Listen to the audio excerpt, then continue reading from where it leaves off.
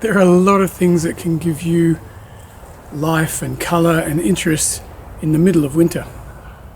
In fact, one school of gardening revolves around having a succession of highlights through the garden through having plants that show off different things at different times of the year.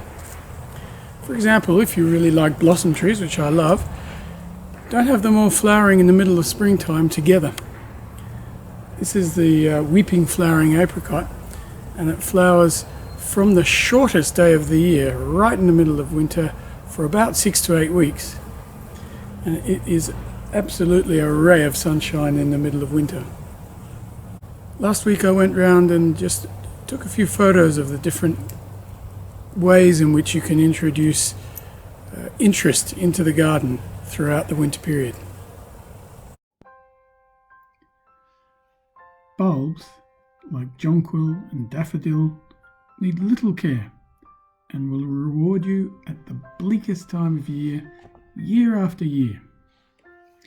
These flowering quinces make a show-stopping hedge and show off their flowers on bare branches.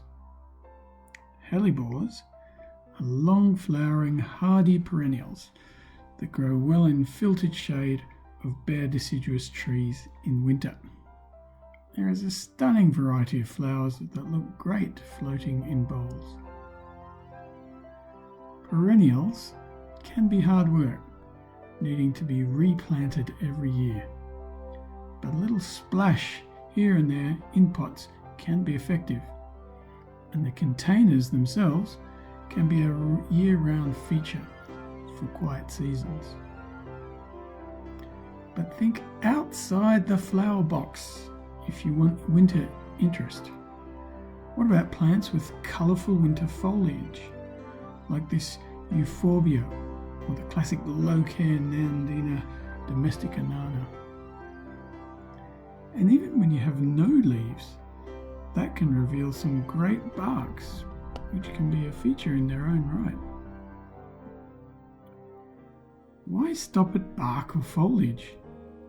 Citrus fruit can have gorgeous colour palette when other things are in hibernation. But be careful of winter frost. Some plants have distinctive berries in winter, like this sweetbox. One thing you can't photograph is perfume. But if you could smell this exquisite Daphne, you would not think that winter was boring. By our front gate, we have this witch hazel. With its bewitching aroma, it stops visitors in their tracks. And the flowers of this osmanthus are barely visible. But don't be fooled, this is the Chanel 5 of the garden. Plants are not the only living beings to create interest in the garden. Birds are very grateful to get some seed in wintertime, and they are an endless source of fascination, even if the plants are a bit quiet. Permanent structure and shape are your friends in a winter garden. Evergreen hedges of Pittosporum or Buxus give a stable, attractive form to the garden when other things die back. Spelliae possibly look their best after a winter prune. Having interest in the winter garden goes right back to the bones of your garden design, with winding paths or sweeping vistas providing a fundamental backdrop when the plants are on the retreat. Artwork in the garden is like a beautiful woman's jewellery. It gives that little pop of extra elegance and flair, especially when other things are a bit bare.